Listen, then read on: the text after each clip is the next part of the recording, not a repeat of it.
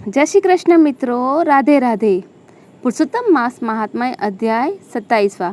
श्री नारायण बोले, इस प्रकार कहकर मौन हुए मुनीश्वर वाल्मीकि मुनि को सप्तनिक राजा दृढ़धन्वा ने नमस्कार किया और प्रसन्नता के साथ भक्तिपूर्वक पूजन किया। उस राजा दृढ़धन्वा से की हुई पूजा को लेकर आशीर्वाद को दिया, तुम्हारा कल्याण हो। पापों का नाश करने वाली सरयू नदी को मैं जाऊंगा। इस समय हम दोनों को इस प्रकार बात करते सायकाल हो गया है। यह कहकर मुनि श्रेष्ठ वाल्मीकि मुनि शीघ्र चले गए। राजा दृढ़धन्वा भी सीमा तक वाल्मीकि मुनि को पहुंचाकर अपने घर लौट आया। घर जाकर अपनी गुणसुंदरी नामक सुंदरी स्त्री से बोला। राजा दृढ़धन्वा बोला, ऐ सुंदरी, राग द्वेष लोभ मोह मद मात्सर्य इन 6 शत्रुओं से युक्त गंधर्व नगर के समान इस असार संसार में मनुष्य को क्या सुख है। कीट विष्ठा भस्म रूप और वात पीत कफ इनसे युक्त मलमूत्र रक्त से व्याप्त ऐसे इस शरीर से मेरा क्या प्रयोजन है। हे वरारोहे, अध्रुव शरीर से ध्रुव वस्तु एकत्रित करने के लिए पुरुषोत्तम का स्मरण कर वन को जाता हूँ।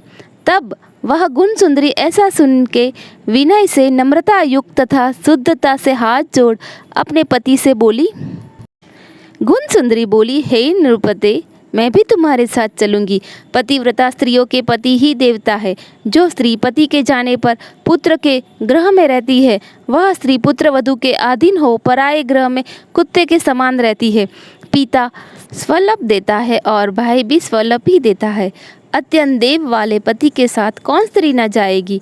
इस प्रकार प्रिया की बात को स्वीकार कर पुत्र का अभिषेक कर स्त्री सहित शीघ्र ही मुनियों से सेवित वन को गया। दोनों स्त्री पुरुष हिमालय के समीप गंगा जी के निकट जाकर पुरुषोत्तम मास के आने पर दोनों काल में स्नान करने लगे। हे नारद, वहाँ पुरुषोत्तम मास को प्राप्त कर विधि से पुरुषोत्तम का स्मरण कर भार्या सहित तपस्या करने लगा। ऊपर हाथ किए बिना अवलंब पैर के अंगूठे पर स्थिर आकाश में दृष्टि लगाए निराहार होकर राजा श्री कृष्ण का जप करने लगे। इस प्रकार व्रत की विधि में स्थित हुए तपोनिधि राजा की पतिव्रता रानी सेवा में तत्पर हुई। इस प्रकार तप करते हुए राजा का पुरुषोत्तम मास संपूर्ण होने पर गटिमाओं के जल से विभूषित विमान वहां आया। ऐसे तत्काल आए हुए पुण्यशील और सुशील सेवित विमान को देखकर स्त्री सहित राजा आश्चर्ययुक्त हो विमान में बैठे हुए पुण्यशील और सुशील को नमस्कार किया। पुनः वे स्त्री सहित राजा को विमान में बैठने की आज्ञा दिए। स्त्री सहित राजा विमान में बैठे के सुंदर नवीन शरीर धारण कर तत्काल गोलोक को चले गए। इस प्रकार पुरुषोत्तम मास में तप करके भय रहित लोक को प्राप्त होकर हरि के निकट आनंद करने लगे और पतिव्रता स्त्री भी पुरुषोत्तम में तप करते हुए पति की सेवा कर उसी लोक को प्राप्त हुए। श्री नारायण बोले, हे नारद, मेरी एक जीहा है। इस समय इसका क्या वर्णन करूं। इस पृथ्वी पर पुरुषोत्तम के समान कुछ भी नहीं है। सहस्र जन्म में तप करने से जो फल प्राप्त नहीं होता, वह फल पुरुषोत्तम के सेवन से पुरुष को प्राप्त हो जाता है। श्री पुरुषोत्तम मास में बुद्धिपूर्वक अथवा अबुद्धिपूर्वक किसी भी बहाने यदि उपवास, स्नान, दान और जप आदि किया जाए तो करोड़ों जन्म पर्यंत किए पाप नष्ट हो जाते हैं। जैसे दुष्ट बंदर ने अबुद्धिपूर्वक 3 रात तक पुरुषोत्तम मास में केवल स्नान कर लिया तो उसके पूर्व जन्म के समस्त कुकर्मों का नाश हो गया और वह बंदर भी दिव्य शरीर धारण कर विमान पर चढ़कर जरा मरण रहित गोलोक को प्राप्त हुआ। इसलिए यह पुरुषोत्तम मास संपूर्ण मासों में अत्यंत श्रेष्ठ मास है, क्योंकि इसके बिना जानने से ही पुरुषोत्तम मास में किए गए स्नान मात्र से दुष्ट वानर को हरि भगवान के समीप पहुँचाया। अहो, आश्चर्य है। श्री पुरुषोत्तम मास का सेवन जो नहीं करने वाले हैं वे महामूर्ख है। वे धन्य है और कृतकृत्य है तथा उनका जन्म सफल है। जो पुरुष श्री पुरुषोत्तम मास का विधि के साथ स्नान, दान, जप, हवन, उपवास पूर्वक सेवन करते हैं। नारद मुनि बोले, वेद में समस्त अर्थों का साधन करने वाला मनुष्य शरीर कहा गया है, परंतु यह वानर भी व्याज से पुरुषोत्तम मास का सेवन कर साक्षात मुक्त हो गया है। तपोनिधि संपूर्ण प्राणियों के कल्याण के निमित्त मुझसे इस कथा को कहिए। इस वानर ने 3 रात्रि तक स्नान कहाँ पर किया? यह वानर कौन था? आहार क्या करता था? उत्पन्न कहाँ हुआ? कहाँ रहता था? और श्री पुरुषोत्तम मास में व्याज से उसको क्या पुण्य हुआ? यह सब विस्तार से सुनने की इच्छा करने वाले मेरे से कहिए। आपसे कथामृत श्रवण करते हुए मुझे तृप्ति नहीं होती है। श्री नारायण बोले, कोई केरल देश का अत्यंत लालची, शहद की मक्खियों के समान धन में प्रेम रखने वाला, सर्वदा धन के संचय करने में तत्पर रहने वाला ब्राह्मण था। उसी कर्म में लोक में कदर नाम से प्रसिद्ध था। उसके पिता ने भी प्रथम उसका नाम चित्र शर्मा रखा था। उस कदर्य ने सुंदर अन्न, सुंदर वस्त्र या किसी समय उपभोग नहीं किया। उसको बुद्धि ने अग्नि में आहुति, पितरों का श्राद्ध भी नहीं किया, यश के लिए कुछ नहीं किया और आश्रित वर्ग का पोषण नहीं किया। अन्याय से धन को इकट्ठा कर पृथ्वी में गाड़ दिया। मघ मास में उसने कभी तिल दान नहीं किया, कार्तिक मास में दीपदान और ब्राह्मणों को भोजन नहीं कराया, वैशाख मास में धान्य का दान नहीं किया और व्यतिपात योग में सुवर्ण का दान नहीं किया, वैद्युति योग में चांदी का दान नहीं किया और ये सब दान कभी सूर्य संक्रांति काल में नहीं दिया। चंद्र ग्रहण, सूर्य ग्रहण के समय न जप किया और न अग्नि में आहुति दी। सर्वत्र नेत्रों में आंसू भरकर दीन वचन कहा करता था। वर्षा वायु आतप से दुखित, दुबला और काले शरीर वाला वह मूर्ख सर्वदा धन के लोभ से पृथ्वी पर घूमता रहता था।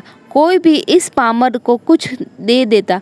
इस तरह बार बार कहता हुआ गौ के दोहन समय तक कहीं भी ठहरने में असमर्थ था। लोक के प्राणियों के धिक्कारने से जला हुआ और उद्गिन्न मन होकर घूमता था। उसका मित्र कोई बनेचर बाटिका का मालिक था। उस कदर्य ने उस माली से बार बार रोते हुए अपने दुख को कहा, नगर के वासी मेरा नित्य तिरस्कार करते हैं, इसलिए उस नगर में मैं नहीं रह सकता। इस प्रकार कहते हुए उस कदर्य ब्राह्मण के अत्यंत दीन वचन को सुनकर माली दयाद्रचित्त हो गया। शरण में आए हुए उस दिन ब्राह्मण पर माली ने दया कर कहा कि हे कदर्य, इस समय तुम इसी वाटिका में वास करो। नगर वासियों से तिरस्कृत हुआ वह कदर्य उस माली के वचन को सुन प्रसन्न होकर उस वाटिका में रहने लगा। नित्य उस माली के पास वास करता और उसकी आज्ञा का पालन करता। इसलिए उस कदर्य में माली ने दृढ़ विश्वास किया और उस कदर्य में अत्यंत विश्वास होने के कारण माली ने उस कदर्य ब्राह्मण को अपने से छोटा बगीचे का मालिक बना दिया। इसके बाद उस माली ने यह निश्चय किया कि कदर्य हमारा आदमी है, इसलिए वाटिका की चिंता को छोड़कर राज मंदिर का सेवन किया। राजा के यहाँ उस माली को बहुत कार्य रहता था, इसलिए और पराधीनतावश वाटिका की ओर वह कभी नहीं आया। वह अत्यंत दुर्बल कदर्य उस वाटिका के फलों को आनंद से अच्छी तरह भोजन करता और लोभवश बचे हुए फलों को बेच देता था। निर्भय पूर्वक उस बगीचे के फलों को बेचकर सब धन स्वयं ले लेता था। जब माली पूछता तो उसके सामने झूठ बोलता था कि नगर में फिरता फिरता भिक्षा मांगता मांगता और खाता खाता तुम्हारे वन की रक्षा करता हूँ। फिर भी पक्षीगण इस बगीचे के फलों को महीने में आकर खा जाते हैं। देखिए, मैंने कुछ खाते हुए पक्षियों को अच्छी तरह से मार डाला। यहाँ चारों तरफ उन पक्षियों के मांस और पंख गिरे पड़े हैं। उन मांस के टुकड़ों को और पंखों को देखकर उसका अत्यंत विश्वास कर माली चला गया। इस प्रकार अत्यंत जर्जर उस दुष्ट कदर्य के वास करते 27 वर्ष व्यतीत हो गए। वह मूढ़ वहाँ ही मर गया और उसको अग्नि और काष्ठ भी नहीं मिला। बिना भोगे पापों का नाश नहीं होता, ऐसा वेद के जानने वाले कहते हैं। इस कारण हाहाकार करता हुआ यमदूतों के मुदगर के आघात से पीड़ित कष्ट के साथ अत्यंत भयंकर दीर्घ मार्ग को गया। पूर्व में किए हुए कर्मों को स्मरण करता हुआ और प्रलाप करता हुआ तथा बुद्ध अक्षरों में कहता हुआ, अहो आश्चर्य है, मुझ दुष्ट कदर्य के अज्ञान को देखिए। कृष्ण सार से युक्त पवित्र इस भारत खंड में देवताओं को भी दुर्लभ मनुष्य शरीर को प्राप्त कर मैंने धन के लोभ से क्या किया, अर्थात कुछ भी नहीं किया, और मैंने जन्म व्यर्थ में खोया तथा मैंने बहुत दिनों में जो धन संचय किया था वह धन तो पराधीन हो गया। इस समय काल पाश में बधा पराधीन होकर क्या करूं? प्रथम मनुष्य शरीर को प्राप्त कर कुछ भी पुण्य कर्म नहीं किया, न तो दान किया, न अग्नि में आहुति दी, न हिमालय की गुफा में जाकर तपस्या की, मकर के सूर्य होने पर माघ मास में न गंगा के जल का सेवन किया, पुरुषोत्तम मास के अंत में 3 दिन उपवास भी नहीं किया और कार्तिक मास में तारागण के रहते प्रातः स्नान नहीं किया। मैंने पुरुषार्थ को देने वाले मनुष्य शरीर को भी पुष्ट नहीं किया। अहो आश्चर्य है, मेरा संचित धन पृथ्वी में निरर्थक गड़ा रहा। दुष्ट बुद्धि होने के कारण जीवन पर्यंत जीव को कष्ट दिया और मैंने जठारग्नि को भी कभी अन्न से तृप्त नहीं किया। किसी पर्व के समय भी उत्तम वस्त्र से शरीर को आच्छादित नहीं किया। न तो जाति के लोगों को, न बांधवों को, न स्वजनों को, न बहनों को, न दामाद को, न कन्या को, न पिता माता छोटे भाई को, न पतिव्रता स्त्री को, न ब्राह्मणों को प्रसन्न किया। इन लोगों को एक बार भी मिठाई से कभी तृप्त नहीं किया। इस प्रकार विलाप करते हुए उस कदर्य को यमदूत यमराज के समीप ले गए। उसको देखकर चित्रगुप्त ने उसके पाप पुण्यों को देखा और अपने स्वामी धर्मराज से कहा कि हे महाराज, यह ब्राह्मण में अधम कुपर्ण है। धन के लोभी इस दुष्ट कदर्य का कुछ भी पुण्य नहीं है। वाटिका में रहकर इसने बहुत पाप किया है। मालिका विश्वास पात्र बनकर साक्षात स्वयं फलों को चुराया और जो पके हुए फल थे उनको खाया और जो खाने से बचे हुए फल थे उनको उस दुष्ट ने धन के लोभ से बेच डाला। एक फलों के चोरी का पाप, दूसरा विश्वासघात का पाप है। प्रभु, ये 2 पाप इस कृपण के अत्यंत उग्र है और भी इससे कई प्रकार के अनेक पाप है। नारद मुनि बोले।